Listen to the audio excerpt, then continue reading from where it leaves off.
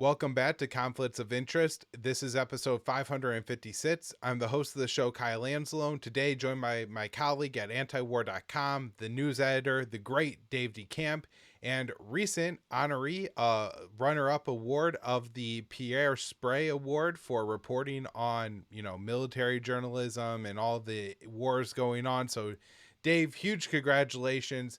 Very well reserved. And of course, to be honored alongside two of the absolute greats, especially as far as I'm concerned, Matt Blumenthal and Gareth Porter.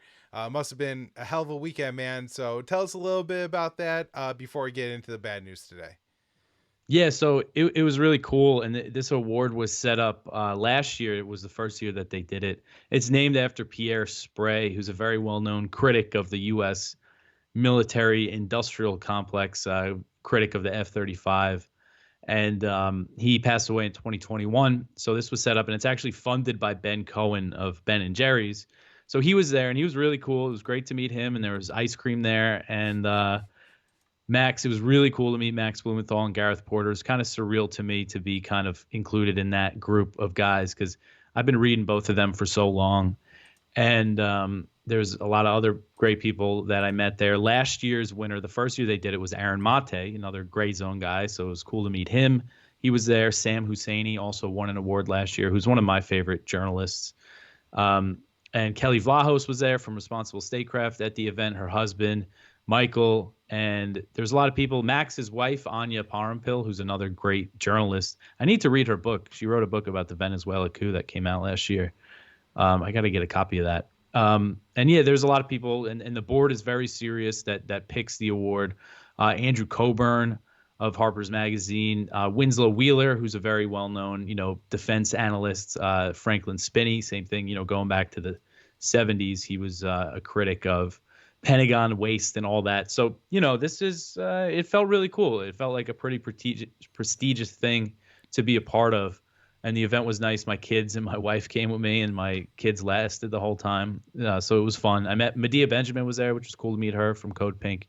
So it was a good time. It definitely recharged my batteries. Things like that, will motivate me to keep working. Just in-person events in general. That's why I like to go to the LP state conventions and stuff to meet people that actually care. So being at an event like that in DC was pretty cool. Yeah, well, again, Dave, very well deserved. As somebody who, kind of tries to fill in for you when you're out at antiwar.com, I could really, tell people how hard you work and how much effort goes into putting together a page at antiwar.com every day. And, you do it day in and day out, writing all these very important stories. So, congratulations, man. And let's talk about some of that reporting, particularly on Pentagon issues. This one, Pentagon says it needs $10 billion to replace weapons it sent to Ukraine. And Dave, I had to imagine some of this has to do with the pretty fancy accounting tricks that I think the White House has done on the aid it sends to Ukraine, particularly with the Presidential Drawdown Authority funds, where I believe the way it's supposed to work is the funds they're allocated for that are supposed to pay to replace the weapons going to Ukraine. And the White House did a very savvy sleight of hand over the summer and decided that actually we should be counting how the weapons are valued as they leave the U.S. stockpiles to go to Ukraine. So, they send a 15-year-old Stinger missile. Well, we decide that the value of that is far less than what it takes to replace it. But now we don't have the funds to replenish the U.S. stockpiles. And so it seems that there's a pretty big hole. What's going on here, Dave? Yeah, so this is based on a report in Politico, and they had a Pentagon official who said that they need. So what's really amazing here is that they're talking about $10 billion that they need to replenish weapons that they've already sent to Ukraine.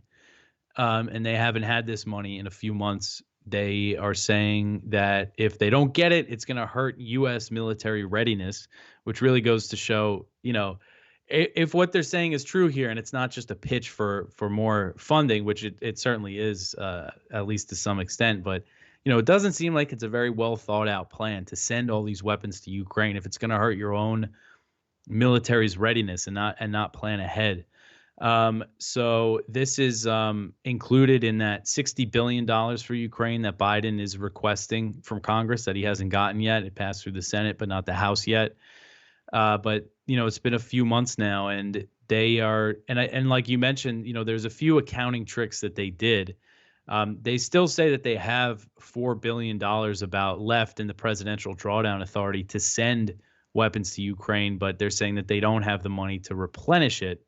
And that money appeared because they said that they were overvaluing weapons that they sent to Ukraine. And they said, oh, look, now we have, it was initially $6 billion more that we can give to Ukraine, but there's $4 billion left in that. But now they're still saying that they can't even use it. So the U.S. hasn't sent a weapons package to Ukraine, as far as we know, publicly since the end of December. I think there's a chance there might be some stuff going on behind the scenes that we're not aware of, but I don't think if it is, it's anything that significant. So it's March, and it's been since December 27th since they sent their last weapons package to Ukraine. So the proxy war is not going how Biden has hoped. Right. And I guess there is some of the U.S. secured Ukraine security initiative funds that are weapons that are already purchased but not supplied. And so maybe those will trickle in over the next few months. But it doesn't, most of those are not, the kinds and size of the shipments that Ukraine really needs for sustainment. It seems. So, all right, Dave, next Polish forest minister confirms NATO troops are in Ukraine. And so, this has been confirmed a few times now, but just give us an update on what you think the NATO troops are doing in Ukraine, and how many U.S. troops are there, and what other NATO troops are there. Yeah, so this was Poland's foreign minister on Friday. He said, yeah, there's NATO troops in Ukraine, and I want to thank the NATO countries that have sent them. He wouldn't say what countries, but this is confirmation of what we already know, thanks to the Discord leaks, which confirmed at the time, as of March 2023, there was at least 97 NATO Special Operations Forces soldiers in Ukraine. That included 14 Americans. And we knew before that, based on reports back in 2022, the Intercept reported that there was U.S. Special Operations Forces in Ukraine. And the New York Times reported a few NATO countries. I know the UK, France, and I think maybe Latvia. And they were all on the list on the Discord leaks. And this is back in the news because Macron, the French president, has been talking about how, hey, maybe NATO should send troops to Ukraine. And, what he's talking about is an open deployment of probably, a few hundred troops, or who knows what exactly he has in mind, but not kind of this covert small presence that there is in Ukraine. There was the leak from the German military that revealed the British soldiers in Ukraine are helping fire the Storm Shadow missiles, which is very provocative because those missiles have a range of about 150 miles, so they can be used to hit Russia. I know that they fire them at Crimea a lot. So yeah, it's just more confirmation of what is an open secret. And this is something, as I think NATO's getting more desperate. They're trying to talk about these more extreme measures, ways that they can support Ukraine, as it's clear Ukraine is losing on the battlefield. I think they all know that they can't bring Ukraine to victory, as Zelensky defines it, but they want to keep this thing going. They don't want, because right now Russia is gaining all this territory. But what's interesting about this Polish official, Radek Sikorski, he's the foreign minister now. But if his name sounds familiar, that's because in September 2022, when the Nord Stream pipelines blew up, at the time he was a member of the European Parliament. Sikorski wrote on Twitter, with a picture of the gas coming to the surface of the Baltic Sea. He said, "Thank you, USA." So he's really the first to point the finger at the U.S. for blowing up the pipelines.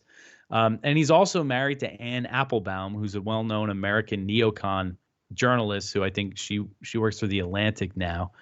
So he's an interesting character, and he tends to say things that they're not supposed to say, at least openly, that are meant to be kept a little quiet. And this is one of those things, even though it is being discussed more and more, but it's extremely provocative, extremely risky when it comes to the risk of a direct NATO-Russia war, which of course could mean nuclear war. Right. And, Dave, I always enjoy how there's this idea that there's this massive consensus for this war, but it seems like a lot of the leading advocates from it on both sides of the Atlantic, all the way from Washington, D.C. to Poland, all these people would eat Thanksgiving dinner together because they're all related. Victoria Newland and the Kagans, and Anne Applebaum and her husband. I want to ask you your thoughts on the Ukraine war overall, Dave, because the Ukrainians are losing territory. Things are not going particularly well. Manpower shortages. We've seen the conscription efforts that look absolutely horrific on the streets. We've heard Ukrainian commanders talking to the Western outlets that we only have are able to fire a couple artillery rounds a day. So things are not going well on the ground for the Ukrainians, and it appears that at some point the Biden administration is going to be put in a very difficult situation, maybe before the election. They hope to get through the election, but maybe before the election, they're going to be put in a very difficult situation as to how far do we escalate to keep the Ukrainians fighting, or do we have to make some serious concessions here and encourage the Ukrainians to talk to the Russians because this whole thing is collapsing. So what do you think are the prospects for the Ukrainians at this point, and any chance they turn this around, and how far does the West escalate to try to keep them in this fight? Yeah, I mean, I think right now the priority for the U.S. for Biden is to just keep this thing going, at least through the election, because this is very much Biden's war. So if there is a total collapse of the Ukrainian war effort and sort of a Afghanistan style disaster at the end of this, before the election, that's not going to be good for Biden. So I think that's very much is their interest to just maintain the proxy war. I think realistically they know that Ukraine's not going to be able to kick Russia out of the territory that it controls. And I don't see the situation getting better for Ukraine. Really, in any scenario, I think the best case they could hope for is kind of stabilizing the lines and being able to dig in at least in some places, so Russia can't just battle through there. The big risk here is how desperate Ukraine is going to get and what extreme measures it's going to take. They've been hitting Russian territory quite a bit. It's become a pretty regular thing. I mean, it has been for a while, but kind of more significant strikes within Russia, and those always risk a major escalation from the Russian side, and they're not afraid to assassinate people. So I think that's kind of the big risk we have to look out for, is if Ukraine really escalates this thing, because we've had these reports that have revealed to us that the CIA has built up the Ukrainian intelligence services since the 2014 coup. So this is a CIA-backed, assassination team. So what if they go after somebody really high up in Russia, and could the response to that be? And I think that's something, for Zelensky, his interest right now is to also keep this thing going. Because if there's elections right now, he would probably lose. There's a lot of war fatigue inside Ukraine, and they're struggling. I think the mobilization problem, the manpower problem, is kind of seems to be their biggest problem right now. Yeah, and I mean, I got a kick out of this, and I really like Daniel McAdams' analysis of this article that you wrote, Dave. Zelensky to appoint Zelensky as Ukraine's new ambassador to the UK. And I do think this shows just what a political novice that Zelensky really is. If there is one capital, maybe other than Washington, but I don't know. I think London may be the worst place to send somebody who is your political opposition, who could sit there and just tell and feed the Westerners, all the English speakers, all day long about how, this war would be going better, but Zelensky is doing this, and, a change at the helm would really ignite the Ukrainian people at this point. It just seems like such a debacle. And this could be the kind of thing too, Dave, where the West thinks, oh yeah, we believe this guy, we could just swap him for Zelensky. But that kind of political instability could, of course, create some kind of huge crisis. Anything else on Russia before I ask you about China here? No, I think, the Zelensky thing is interesting. And that I put in that story, the poll that was held in Ukraine, that Zelensky would win beat Zelensky kind of by a long way, according to that poll, if there was a presidential election. Yeah, I think you have in here. The poll found that 41% favored Zelensky in the first round election, while only 23.7% would vote for Zelensky. So, again, that's a pretty significant disparity there. I want to ask you just general how high tensions are in China right now. I've talked to some people who say that, hey, it seems that all the action in Ukraine, and particularly the war in Gaza, has just overwhelmed the White House to the point that they can't put as much tension on China. And then I heard some analysis of the Victoria Nuland firing that I found pretty interesting, which was Kurt Campbell, who was made the number 2 in the State Department, the job that Victoria Nuland wanted, is a notorious China hawk. And that, it could signal, the State Department is going to really continue to focus on this very aggressive, this very anti-China platform. Your most recent article on the situation is U.S. military to fund construction of new Philippines port near Taiwan. But just general, Dave, do you think that the Washington is maybe trying to de-escalate tensions around and in this region a little bit because of everything going on in the other parts of the world, or or is it just maybe getting less attention because even people like myself and yourself are spending essentially all of our time covering the slaughter of Gaza that's explicitly funded and underwritten by the U.S. Army and our troops and weapons? Yeah, yeah. I've been trying to. I want to try to make a point to focus more on China because this stuff still is, all going on behind the scenes, kind of just not getting the attention. And I think, I think Kurt Campbell being made the Deputy Secretary of State did show that that still is a priority for this administration because that was, Newland was the acting Deputy Secretary of State, and then they moved Kurt Campbell over from the National Security Council to that position. And this story here, this is about the U.S. is funding the construction of a port in the Philippines in its northernmost province, which is just across the water from Taiwan.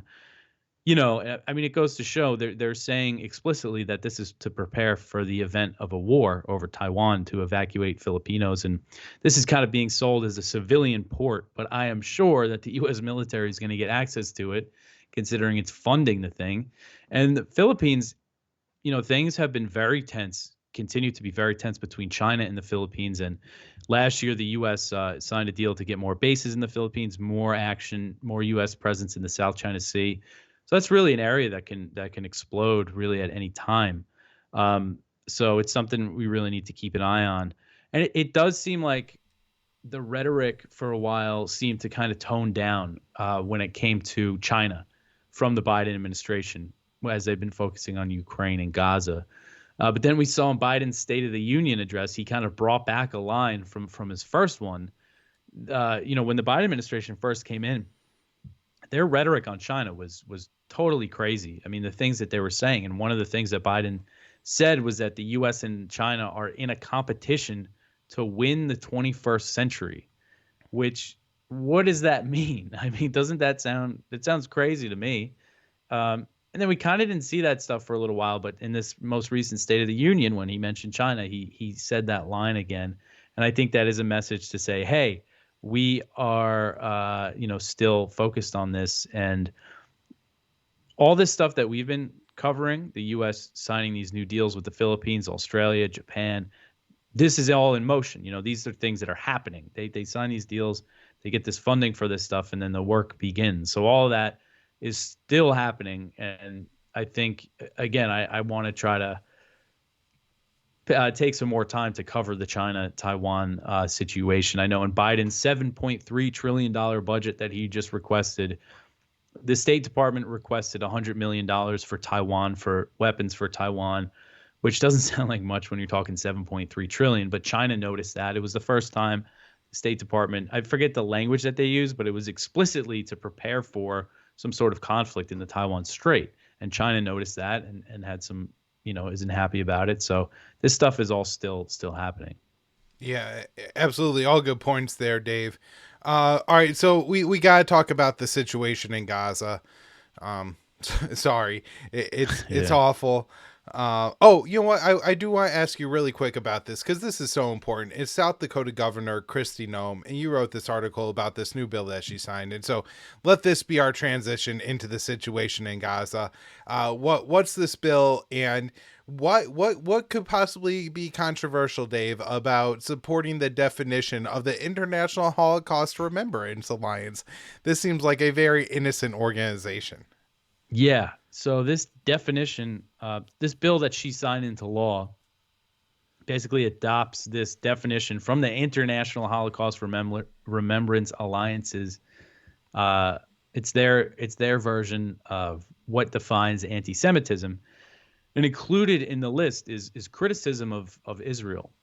They mention specific things that they consider anti-Semitism when it comes to criticizing Israel, and one thing is comparing policies of contemporary Israel to the Nazis, which this bill is signed into law as Israel has slaughtered over 31,000 Palestinians, all these women and children. They're starving them to death, and the ICJ has ruled that it's plausible Israel is committing a genocide.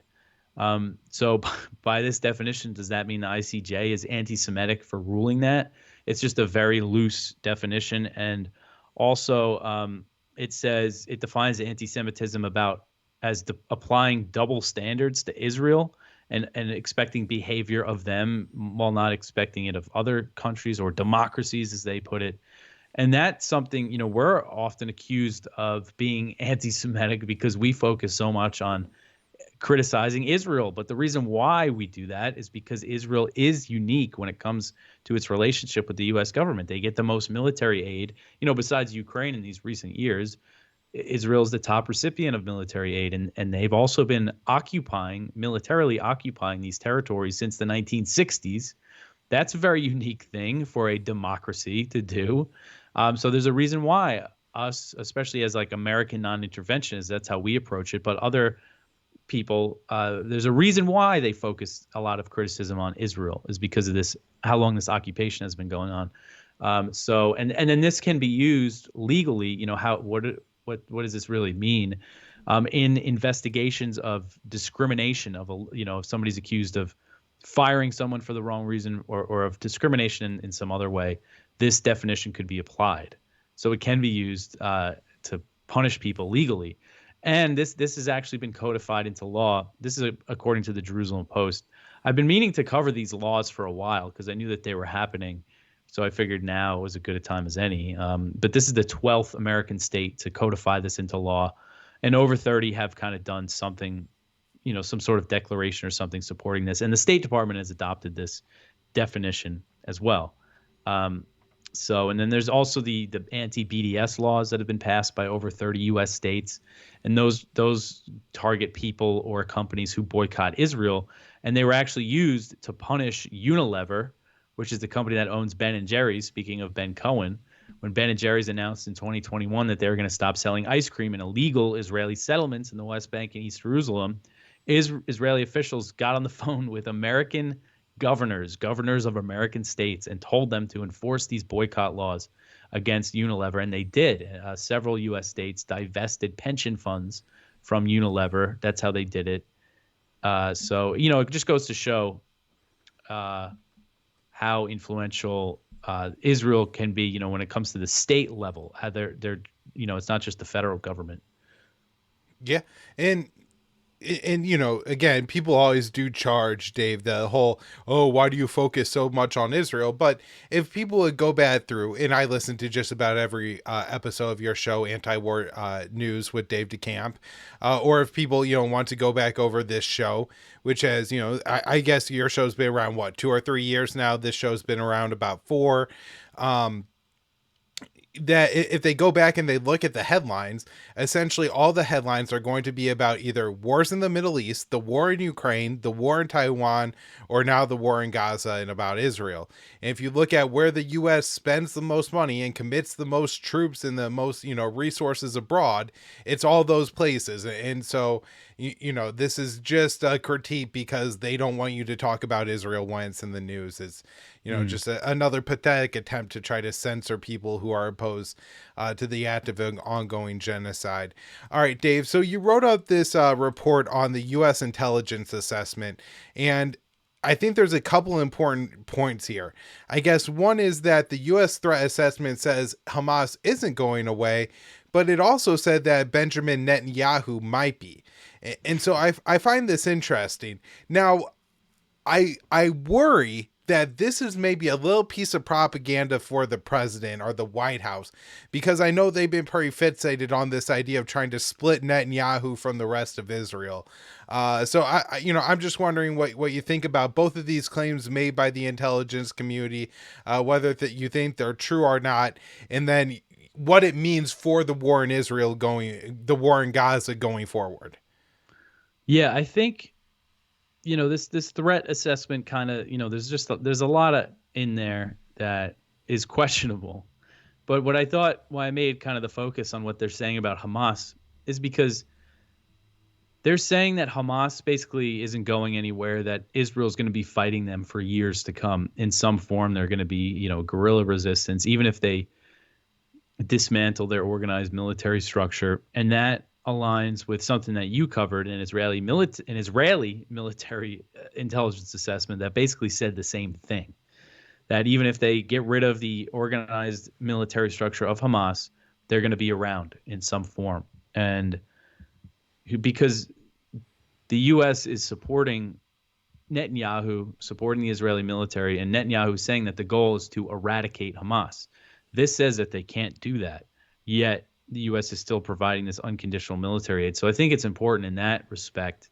And I do think that this is kind of a piece of propaganda as well, kind of the mention of Netanyahu and his extreme, governing coalition saying, oh, they're probably not going to be around much longer, because we've just seen that's been a pattern over the past few months. This was just released to the public, but I think it was published internally in February. So, I think, trying to say, look, Netanyahu, these guys are crazy. It says a more moderate government is probably going to come of this. But, I think it's just trying to put some distance between the U.S. and this, how brutal this, genocidal war has been. But I still think, the big thing here, and I mentioned something that I thought was really interesting that didn't get much attention that I covered, was back in November, you had Charles Q. Brown, the chairman of the Joint Chiefs of Staff, who replaced Mark Milley, the highest ranking U.S. military officer, say that because Israel's, mass killing of civilians is going to be a recruitment tool for Hamas. It might just make them grow even more. And again, that's the top U.S. military officer, the leader of the military that is supporting this war, this slaughter of Palestinians, saying that. And we've also seen other signs of the U.S. saying they can't destroy the tunnels. So the U.S. doesn't think that Israel can do the thing it's saying it's trying to do in Gaza, but they're supporting it anyway, even when there's these huge civilian casualties and starvation going on. So I think that's kind of the big story of this threat assessment. Yeah. All right, Dave. Well, thank you so much for returning to the show today. Really appreciate you coming back by every month or so to talk about, the new stuff you talk about every day, but maybe a little bit more analysis, than me and you usually talk about in our shows. I guess, before we wrap up here, just going forward with the Biden administration, do you see any change in policy? I saw Matthew Miller yesterday basically say that Biden didn't set a red line. A reporter asked him about the red line on attacking Rafah, and he said the president didn't say that. And he kind of didn't say that, because right after he said there was a red line, he said there wasn't a red line. So it doesn't, I don't know. Do you see I'm asking, do you see any change coming up in the Biden administration policy on support for Israel? I keep thinking like something's got to give here, but then it doesn't. And I also saw a report in Politico yesterday that said the Biden is considering conditioning military aid to Israel if they invade Rafah. And that could just be PR. I think it probably is. I mean, because what they're saying is he might consider it if they go ahead with the attack on Rafah. So if they go ahead with the attack on Rafah, that means that it would already be happening by the time they would start considering conditioning the aid. So it just seems like it's a way to placate people. And I think some Democrats, I'm sure, are falling for this, this idea that Biden's so frustrated with Netanyahu, but is continuing to support him anyway. So I think they're really trying to do everything they can to continue that unconditional support, even building a pier in Gaza, which is completely insane. So I don't know. I mean, The It does election. seem like they're just trying to stretch it out until the whole thing's over with, right? We're Mm, getting very close to the point where, and at this point, Dave, honestly, just stopping the military operations and even going back to 500 trucks entering Gaza every day isn't going to resolve the crisis or the famine. It'll slow it, but certainly won't resolve it. And so, I mean, the Biden administration would have to take a pretty massive turn. And as you're saying, they're only going to start thinking about changing things if Israel goes ahead and attacks Rafah. Well, by the time they make a decision, Rafah will already be destroyed. And mm. Biden's already said they're not going to cut off Iron Dome. They're just going to maybe stop sending Israel some shipments of unguided 2,000-pound bombs or something like that. Well, Israel won't need any more because everything in the Gaza Strip that you could blow up with a 2,000-pound bomb will have already been destroyed. So, Mhm. I mean, it seems like when what was it in 20 so at some point in the war 2016 in the war in Yemen, Obama made a big show about taking away the mid-air refueling for the Saudi and UAE in Yemen. Well, what they didn't tell you is in the meantime they had trained the Emiratis to refuel the Saudi fighter jets, and so they just didn't need the US to do it anymore. And it seems like we're very quickly approaching that where they're just changing the policy, but it's because Israel doesn't need that part of the policy anymore. Yeah, I think we might see something like that. You know, they're gonna make sure that they can keep supporting this in some way. We might see some measures that they announce that don't really mean anything. All right, everybody. Dave, thank you so much for coming back to the show today. He is the news editor at antiwar.com, the host of Anti-War News with Dave DeCamp. And, Dave, most days of the week is the one responsible for essentially all the stories that are up there at antiwar.com, whether it's, somebody else on the team writing them up, you're coordinating, putting all that together. So, Dave, thank you for all the work that you do. Congratulations on the award, and we'll have you back on the show soon. Thanks, Kyle, and thanks for all your work. I mean, you've been writing a lot, and it's really been making my job a lot easier. So that's really a big help. Happy to help, Dave. Thanks, man. Thanks, Kyle.